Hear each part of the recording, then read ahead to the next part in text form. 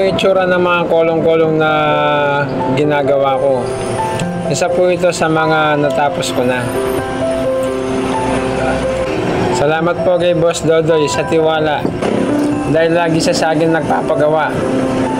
Boss Dodoy, Special at Peanut, maraming salamat.